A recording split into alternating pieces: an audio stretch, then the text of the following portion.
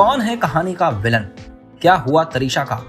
क्या बदलेगा तरीशा के पिता का नजरिया? कैसे होगा कहानी का दी एंड? हेलो दोस्तों, मैं नितिन आपका स्वागत करता हूं पॉलीग्रेड स्टूडियोज में। कबीर सिंह 2019 में आई संदीप रेड्डी वंगा की फिल्म अर्जुन रेड्डी की हिंदी रीमेक है, जिसमें शाहिद कपूर और कियारा आडवाणी मुख्य भूमिका में नजर आए थे।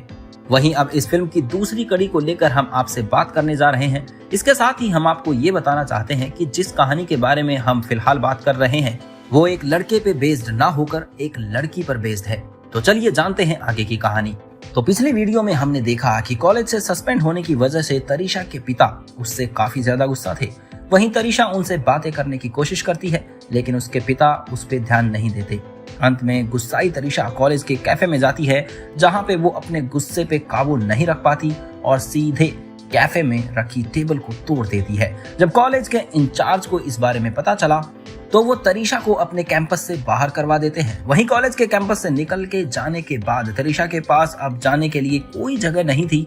वहीं वो देख रही थी कि उसके पिता उसकी नजरों के सामने उसे अकेला छोड़कर जा रहे हैं।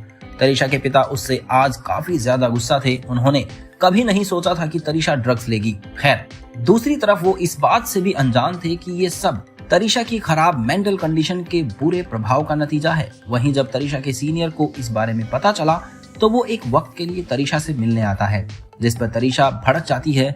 वो कहने लगती है कि आज तुम्हारी ही वजह से मुझे ये सब कुछ झेलना पड़ रहा है, जिस पे सीनियर उससे कहता है उसने ये सब जानकर नहीं किया था। हालांकि अब जो भी हुआ अब उसमें वो कुछ नहीं कर सकता। और ऐसा कहकर वो अपने चेहरे पे एक मुस्कान के साथ तरीशा का सीनियर वापस कॉलेज में चला जाता है। तरीशा समझ चुकी थी कि ये सब उसकी चाल है।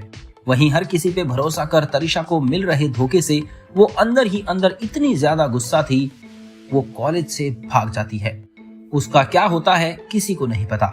दूसरी तरफ कुछ घंटे बाद जब तरीशा के पिता का गुस्सा शांत होता है तो वो वापस कॉलेज के गेट पर पहुंचते हैं, इस उम्मीद से कि तरीशा उन्हें वहीं मिलेगी। लेकिन कॉलेज पहुंचने पे तरीशा कहीं नहीं मिली।